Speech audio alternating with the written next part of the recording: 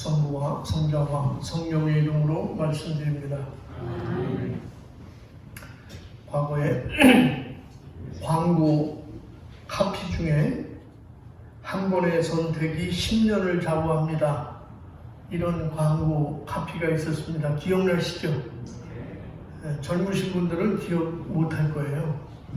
근데 저는 이 광고 카피를 정말 잘 만들었다고 생각이 들어요. 왜냐하면 우리가 다 기억하고 있잖아요. 그죠? 한 번의 선택이 10년을 좌우한다. 이게 무슨 광고였을까요? 냉장고 광고였죠? 그러니까 냉장고도 살 때 잘 선택해야지 잘못 선택하면 10년을 좌우한다는 거예요. 10년 동안 후회할 수 있다는 거죠. 우리가 세상을 살아가면서 끊임없이 해야 하는 것이 두 가지가 있습니다. 그것은 바로 선택하는 것과 또 하나는 결단하는 것입니다. 그 사업하는 것도 그렇고 우리가 결혼하는 것도 그렇고 직장도 그렇고 오늘은 뭘 먹을까? 오늘은 무엇을 먹을까 고민했는데 사제회장님 65번째 생신이시죠 오늘? 어제가 65회 생신을 맞이해서 오늘 애찬을 봉헌해 주셨는데 그러니까 무엇을 먹을까? 저녁 때는 뭘 먹지? 이것도 선택하는 것이죠. 그런 갈림길에서 우리는 한쪽을 선택하고 그리고 그 결정에 따라서 살아가야 합니다. 여러분 인생이 고달프다고 하는 말이 무엇을 의미하겠습니까? 바로 이런 선택 앞에서 잘못된 선택을 함으로써 찾아오는 문제들입니다. 그죠? 내가 한 번 선택을 잘못하면 냉장고도 잘못 사면 10년을 고생하는 거예요. 이거 잘못된 선택 때문에 우리 인생에 고난이 많아요.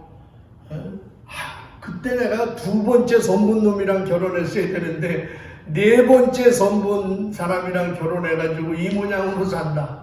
선택을 잘못했네. 고민하잖아요. 하지만 반대로 선택을 잘하면 거기에서 기대 이상의 만족과 행복을 얻을 수 있습니다. 바로 이런 의미에서 볼 때 선택과 결단은 우리 인생에 있어서 정말로 중요한 부분이라고 생각할 수 있습니다. 오늘 우리가 읽은 일독서 여호수아 24장은 가나안 정복을 마치고 여호수아가 죽기 전에 이스라엘 백성들을 세겜으로 다 모이라고 합니다. 세겜에 모여서 여호수아가 이제 늙어서 마지막 설교, 어쩌면 유언 같은 설교를 하는 장면이 여호수아 24장입니다. 그런데 그가 마지막에 하는 설교를 보면 약간은 의아스러운 생각이 들어요. 그게 뭐냐 하면 이겁니다. 왜 여호수아는 자기의 백성들에게 하나님을 경건하게 섬기도록 명령하지 않고 너희는 목숨을 걸고 이렇게 믿어라 이렇게 명령하지 않고 나와 내 집은 하나님을 섬기기로 선택했으니 너희가 알아서 선택을 하라 이렇게 말을 하고 있습니다. 조금 이상하잖아요. 그죠? 나는 하나님을 선택할 거야. 우리 가정은. 너희들은 오늘 선택해. 무엇을 믿을 것인지 너희는 선택하라 이렇게 얘기합니다. 좀 이상합니다. 여러분 여호수아는 전쟁을 지휘한 사람입니다. 그냥 명령하면 돼요. 여리고성을 점령해라. 아이성을 점령해라. 앞으로 전진하라. 이렇게 명령의 평생을 군인들을 명령했던 그런 사람들입니다. 그런데 오늘은 이상해요. 그렇죠? 전쟁터에서는 그렇게 단호하던 그런 여호수아가 오늘은 왜 이렇게 부드럽게 어쩌면 이렇게 얘기하고 있을까 하는 겁니다. 여호수아가 이렇게 말할 수밖에 없는 상황이 있는 겁니다. 왜냐하면 여호수아는 이미 나이가 많이 들어서 늙었어요. 젊었을 때는요 명령을 하잖아요. 강하게 얘기하잖아요. 그래서 저도 그랬어요. 저도 지금도 한참 젊지만 더 젊었을 때는 교인들한테 여러분 이거 하세요. 이렇게 하십시오. 이번 달까지 성경 어디까지 읽어오세요. 기도는 이렇게 하십시오. 명령을 해요. 왜냐면 자기가 신이 있기 때문에 그래. 근데 점점 나이가 들면요, 아버지들도 자식들한테 명령을 안 해요. 네가 알아서 해. 응? 왜냐면 힘이 빠졌다는 거지. 예. 그러니까 지금 여호수아가 늙은 거예요. 그래서 명령을 안 하는 거야. 자신은 못 하는 거지. 또 하나는 이스라엘 지파는 지금 뿔뿔이 흩어져서 공동체성을 상실하고 있습니다. 각자 자기네 지파별로 살아가고 있어요. 이미 땅을 자리 잡고. 게다가 아모리인들의 섬기는 우상을 섬기는 일이 많아진 것 같습니다. 아직까지는 그래도 이스라엘의 하나님에 대한 충성심이 남아있지만 머지않아 이스라엘의 하나님에 대한 기억을 잃고 다른 길로 가게 될 그런 상황에 지금 놓이게 된 겁니다. 그래서 오늘 마지막 설교를 통해서 오직 하나님만 섬기라는 말씀을 증거하기 위해서 오늘 모이라고 한 것이죠. 24장 1절 보시면 이렇게 나와요. 여호수아는 온 이스라엘 지파들을 세겜으로 소집하였다 이래요. 어디로 모이라고요? 세겜. 여기가 중요한 장소예요. 어디요? 세겜입니다. 왜 세겜으로 마지막에 자기가 죽기 전에 마지막 고별 설교를 하기 위해서 세겜으로 모이라고 했을까?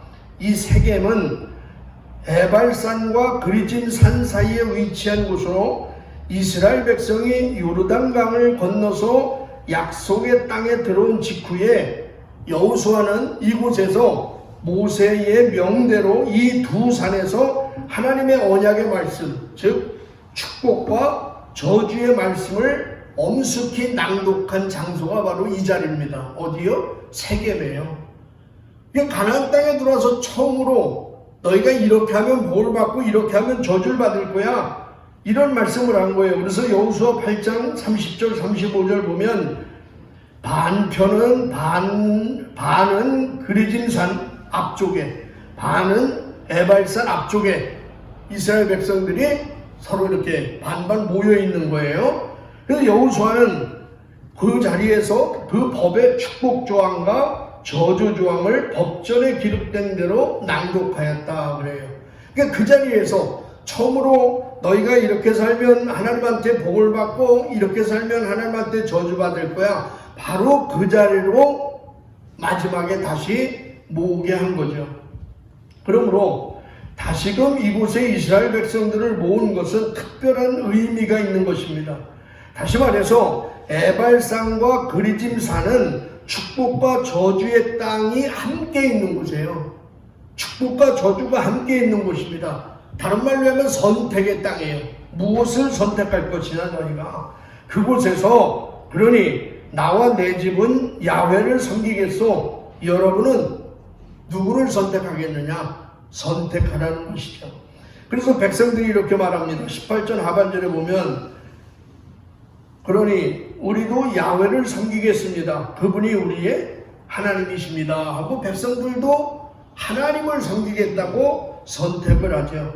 이 선택은 한 번의 선택이 10년을 좌우하는 것이 아니라 한 번의 선택이 영원한 생명을 좌우한다라는 사실입니다. 오늘 우리가 읽은 복음 말씀은 하늘나라에 관한 내용입니다.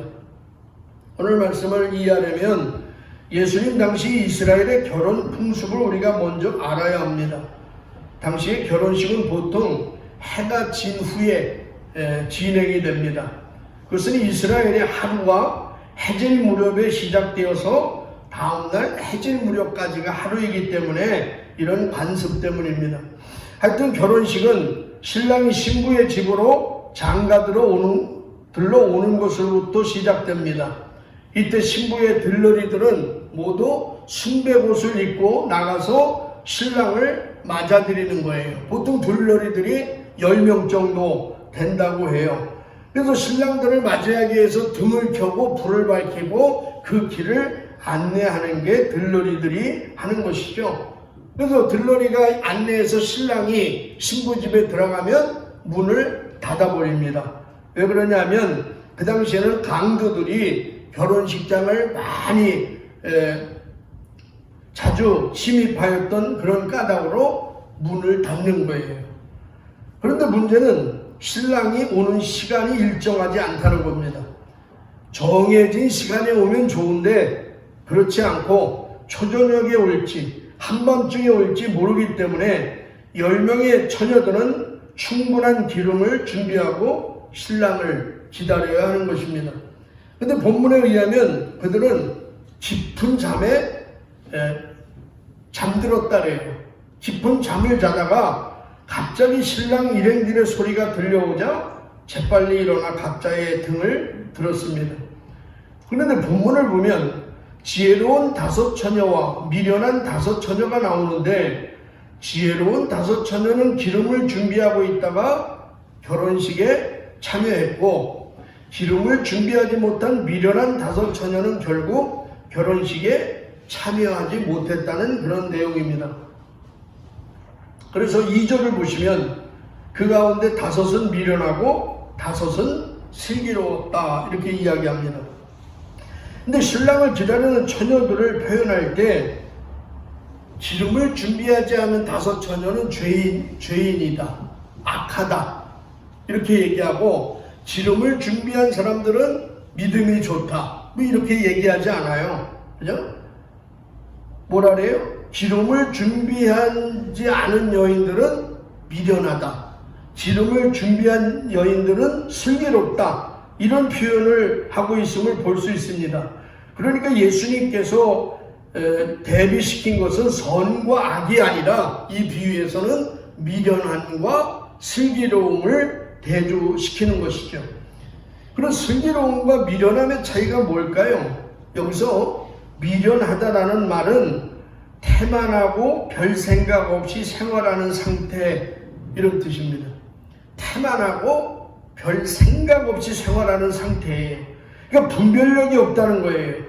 분별력이 없기 때문에 무엇이 옳은 길인지 잘못된 길인지 생각 없이 생활한다 하는 것이죠. 또 어떤 분들은 미련한 사람들은요, 이 말을 해야 할지를 어떤 말을 해야 될지를 잘 몰라요. 그래서 우리 주변에 보면 안 해도 될 말을 해가지고 그 분위기를 이상하게 싸하게 만드는 사람들이 있습니다. 그렇죠?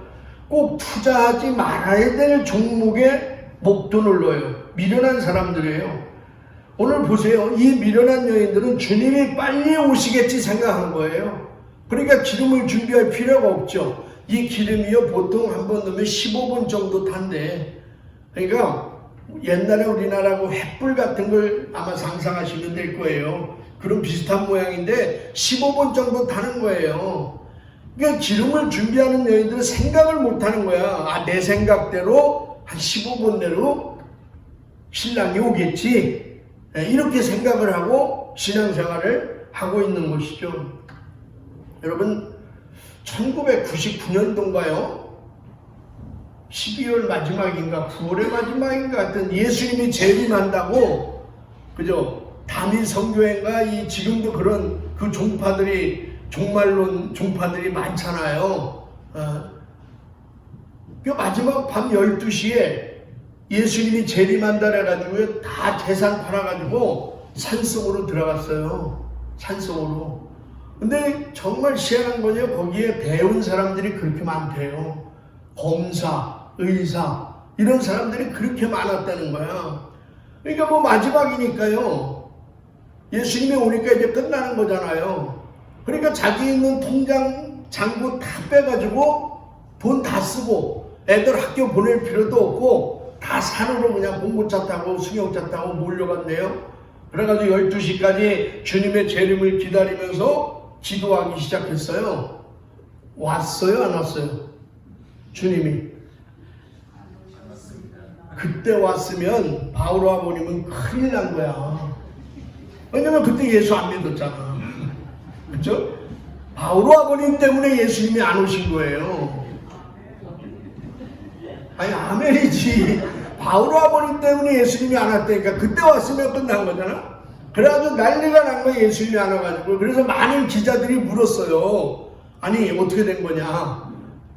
예수가 재림한다리더니 왜 안 왔느냐 했더니 그 사람들의 핑계가 뭔지 알아요? 참 머리는 비상해. 뭐라고 핑계댔냐면 자기들이 기도를 너무 많이 해가지고 예수님이 재림하지 않으셨대. 그럼 예수님이 아직까지 안 왔잖아요. 미련한 거죠. 내 생각대로 예수님이 오실 것이다. 오늘 성경에서 뭐라, 예수님이 오는 걸 몰라, 언제 올지. 그러니까 너희가 기다리라는 거예요. 미련한 사람들은 자기 생각대로 예수가 올 거라고 생각한다니까. 미련한 거죠. 반면에 슬기롭다는 말은 뭐예요? 생각이 깊고 준비성이 있다는 거예요. 슬기로운 사람은 무엇을 해도 준비를 잘합니다. 늘 마지막을 준비하고 오늘을 살아가요. 오늘이 마지막인 것처럼 살아가요. 주님 오실 날을 기다리며 살아갑니다. 평상시에도 고난의 때를 준비하며 신앙생활을 합니다. 이런 사람이 슬기로운 사람입니다. 오늘 본문은 10처녀 가운데 슬기로운 자와 미련한 자를 각각 몇 명씩, 5명씩 나눴어요. 미련한 처녀가 5, 슬기로운 처녀가 5 이렇게 나눴습니다. 우리들이 주목해야 할 사실은 숫자가 아니라 처녀들이 둘로 양분되었다는 거예요. 둘로 양분되었어요. 즉 이것은 교회 공동체 내에도 슬기로운 자가 있고 미련한 자가 있다는 거예요. 여러분, 양과 염소의 비유에서도 양과 염소가 양분되어 있잖아요. 그죠? 교회 안에서도 미련한 자들이 있고 슬기로운 자들이 있다는 거예요. 지금 우리 교회 말고 다른 교회, 우리 교회는 뭐 반반 나눌 정도도 안 되잖아. 수많은 교회, 수많은 신자 중에도요, 이런 미련한 자들이 있다는 거예요. 생각이 없어, 생각이 없으니까 그냥 막 신앙생활을 막 하잖아요. 많은 사람들이 이런 질문을 해요. 미련한 5 처녀들과 달리 슬기로운 5 처녀들은 깨어 있었지 않느냐, 이렇게 생각을 하는데, 성경은 뭐라고 얘기하냐면 5절 보시면 신랑이 늦도록 오지 않아 처녀들은 모두 졸다가 잠이 들었다 이래요. 그러니까 미련한 처녀들도 잠이 들었어. 그죠? 슬기로운 처녀들도 잠이 들었어요. 기다리는 신랑이 오지 않으니까. 모두 졸음을 참지 못해서 잠을 잤다는 것이죠. 그들은 똑같이 등을 가지고 있었습니다. 잠도 똑같이 들었어요. 그런데 다른 것 하나가 딱 있어요. 그것이 뭐예요? 지름입니다. 다른 거는 다 똑같아. 지름 하나가 다른 거예요. 3절 4절 보시면 미련한 처녀들은 등잔을 가지고 있었으나 기름은 준비하지 않았다. 한편 슬기로운 처녀들은 등잔과 함께 기름도 그릇에 담아가지고 있었다. 그래요. 기름 하나 다른 거예요, 지금. 자, 그럼 여기서 등잔은 무엇을 말하느냐?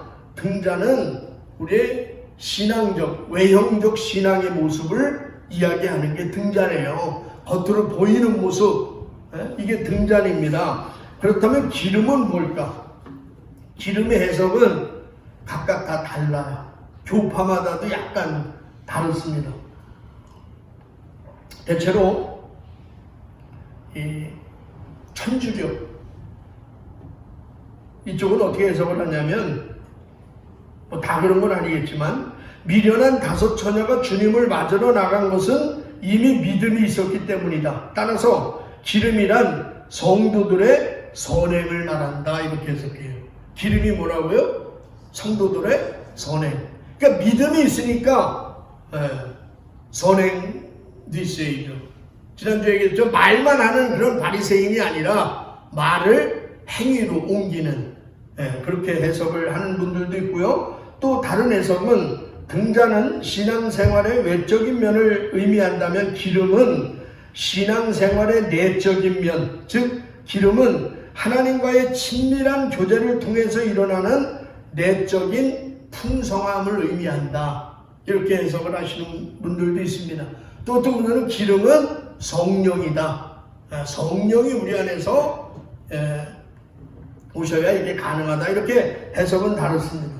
근데 저는 다 인정을 하지만 저는 이 기름은 신앙의 본질적인 것을 이야기하고 있지 않나, 그런 생각을 합니다.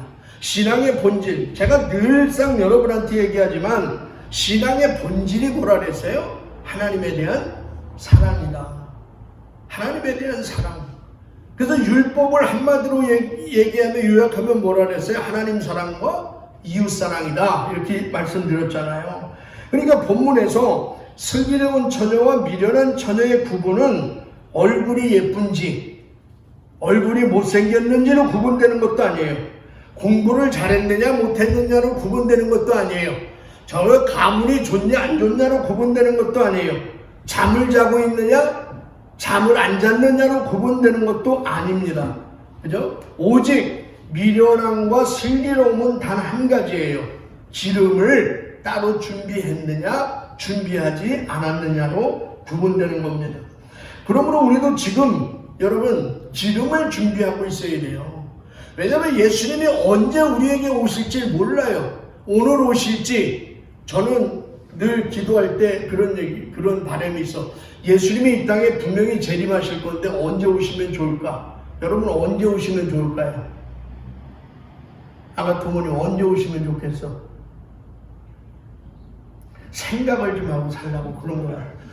슬기로운 사람은 생각을 한대. 사제장이 언제 오셨으면 좋겠어? 이미 오셨다고 생각. 네? 이미 오셨다고 생각하고 있어요. 저는요, 내 기도가 맞을지 안 맞을지 모르겠어. 주님 꼭 오시려면 주일 예배 11시 때 오십시오. 왜 그런지는 알죠? 웃는 사람은 다 전과자야. 주일 예배 때 오십시오. 주일 예배 때. 에? 그래야 우리도 편할 거 아니야. 예배 드리다가 하나님 나라 가는 게 편하지. 자다가 가는 것보다. 에? 왜냐하면 나는 신부기 때문에 주일 예배를 절대 빠질 일이 없잖아. 11시에 오십시오. 여러분 우리도 기름을 준비하고 살아야 돼요. 이게 없으면 우리도 미련한 자가 돼요. 다시 말해서 하나님에 대한 사랑을 오늘 회복해야 된다는 거예요. 지금 내 삶 속에서 하나님에 대한 사랑을 회복해야 돼요. 그럼 여러분 질문할 거예요. 신부는 어떻게 하나님에 대한 사랑을 회복해요? 어떻게 해요? 마음을 바꿔 먹어야지. 잘해야죠. 잘 사세요. 제가 이 비유는 몇 번 말씀드린 비유인데 내가 늘 아주 좋아서 자주 인용하는 비유예요. 여러분도 들으면 기억날 거예요. 겉으로는 아주 행복한 가정이 있었습니다. 이 남편은요 좋은 대학도 나왔고요 또 좋은 아주 안정되고 좋은 직장을 다녀요. 대기업을 다니죠. 이 남편이 너무 가정적이야. 퇴근하면 그냥 다 와가지고 아이들하고 놀아주고 공부도 시켜주고 그렇게 다정다감한 아빠예요. 또 아내에게도 설거지도 해주고 음식도 만들어주고 쉬는 날이면 아내를 데리고 산책도 나가고 다정다감하고 너무 옆에서 누가 보기에 완벽한 그런 가족이고 그런 남편입니다. 너무너무 행복한 거예요. 부럽습니다. 그런데 어느 날 남편이 출근한 다음에 서재를 아내가 이렇게 청소를 하는데 뭔가 일기장이 떨어져 있는 거예요. 그 일기장을 제자리에 놓으려고 남의 일기장 보면 안 돼요. 뭐 법적으로 걸립니다. 보려고 이렇게 하는데 뭐가 이렇게 쪽지가 빠져나와 있는 거예요. 그래서 이건 뭐지? 하고 이렇게 보니까 맨 위에 사랑하는 영희야. 영희는 여기서 누굴 얘기하는 걸까? 서영이? 사랑하는 영희야. 영희가 누구지? 내 이름은 영희가 아니야. 내 이름은 정욱이야. 영희가 아니에요. 자기 이름이 깜짝 놀란 거예요. 사랑하는 영희야? 이게 누구야? 해가지고 그 일기장 그 내용을 아내가 보기 시작했어요. 그랬더니 거기에 그런 구구절절한 이야기가 쓰여 있습니다. 사랑하는 영희야, 너는 어디에서 사는지 모르겠지만 지금도 잘 지내지? 나는 지금도 너를 잊지 못하고 늘 내 마음속에 품고 너를 사랑하는 마음으로 살고 있단다. 아이들과 식탁에 앉아서 아내와 옷은 드신 밥을 먹으면서도 저 자리에 영희가 있으면 얼마나 좋을까? 영희가 해주는 밥을 먹고 이 아이들과 함께 행복했으면 너무 좋겠다. 구구절절히 써있으면서 마지막에 끝을 보고 싶다, 사랑한다, 영희야. 여기서 영희 누구라고요? 서영이야. 영희야. 이게 써있는 거예요. 예? 여러분, 이 남편의 마음은 지금 누구에게 가 있는 거예요? 이 가족에게서 그렇게 아내에게 다정다감하게 이렇게 행동했지만 이 남편의 진짜 마음은 누구에게 있는 거예요? 영희에게 있는 거야. 영희에게. 지금요, 등잔만 여기 있는 거야. 외형적인 것만 여기 있는 거예요. 겉모습만 여기 있는 거야. 속마음은 어디가 있는 거예요? 영희에게 가 있는 거라 이 말이에요. 그러면 그 영희를 잊고 마음을 새롭게 바꿔야지 이제 이 아내를 사랑하고 가족을 사랑할 거 아니에요. 과거를 잃어버려야죠. 그죠? 그걸 버리지 않는 한 영희를 사랑할 수뿐이 없는 것이죠. 그런데 여러분, 우리도 신앙생활 이렇게 할 수 있다는 거예요. 겉으로는 내가 아주 거룩한 신자 같아. 내가 몇 대째 예수를 믿고요, 구원받은 백성처럼 성경책도 거룩하게 가지고 다녀요. 기도도 한두 시간 늘 합니다. 겉모습은 누가 봐도 완벽한 신자야. 그런데 그 마음속엔 기름이 없어요. 하나님에 대한 사랑이 없어요. 그러니까 우리의 신앙은 늘 다른 사람들에게 보여주기 위해서 가면을 쓰고 신앙생활할 수뿐이 없는 거예요. 교회 와서는 인자한 척 해야 되고요, 교회 와서는 자비로운 척 해야 되고, 사랑이 많은 것처럼 말씀대로 행동하는 사람처럼 보일 수뿐이 없어요. 밖에 나가면 가면을 벗어야죠. 나는 예수 믿는 사람들이, 난 우리 어머님들, 우리 교회 말고는 다른 교회 있을 때 어머님들 보면요, 가면을 한 10개씩을 쓰고 사는 것 같아. 교회에서 쓰는 가면이 있고 집에서 쓰는 가면이 있잖아요. 그죠? 친구들 만날 때 쓰는 가면이 있잖아요. 전화 받을 때도 목소리도 10개가 바뀐다. 남편이랑 통화할 때는 왜? 언제 들을 건데? 이렇게 얘기하잖아요. 이따가 신부가 전화하면 어떻게 해요? 어머, 신부님 해가지고 믿음이 그렇게 은혜가 철철 넘치는 목소리로 바뀌잖아. 다 외형적인 겁니다. 그러므로 우리도 지금 기름을 준비해야 돼요. 내 마음속에 정말로 아직도 영희가 있다면 영희를 버려야지. 영희를 버려야 돼. 하나님에 대한 사랑이 회복해야 돼요. 그것이 없으면 우리는 신앙생활 잘못하고 있는 겁니다. 계속해서 8절, 10절 보시면, 자, 이제 신랑이 와서 맞아드리는데 미련한 처녀들은 기름이 없잖아요.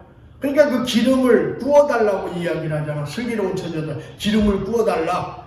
내가 기름을 부어주면 나도 모자르고 너희도 모자르니 너희가 가서 사다가 써라, 이렇게 이야기를 합니다. 그 기름 사러 간 동안에 결혼식장 잔치문은 잠겼다, 이렇게 얘기해요. 문은 잠겨버렸어요. 이게 무슨 말씀일까요? 기름은요, 다른 사람의 것을 빌려 쓸 수 없다는 거예요. 기름은, 여러분, 세상에 빌려주고 싶어도 빌려줄 수 없는 것이 있어요. 그죠? 빌려 쓸 수 있는 게 있고 빌려 쓸 수 없는 게 있어요. 예를 들어 이런 겁니다. 제가 좀 차가 필요해. 그럼 내가 영희 씨한테 차 좀 빌려줘. 이렇게 빌려줄래? 안 빌려줄래? 빌려주죠. 빌려 쓸 수 있다니까. 제가 돈이 없어. 당신부님한테 형님 돈 좀 빌려주세요. 빌려줘요? 안 빌려줘? 할렐루야. 뭐 있어야 빌려주지. 그런데 그거는 얼마든지 빌려줄 수 있잖아. 왜? 아유, 나한테 옷도 줬는데 디올 얼마든지 줄 수 있어요. 그런데 빌려주지 못하는 게 있다니까. 그게 뭐예요? 생명이에요. 생명. 제가 아가토모님한테 생명 좀 빌려주세요.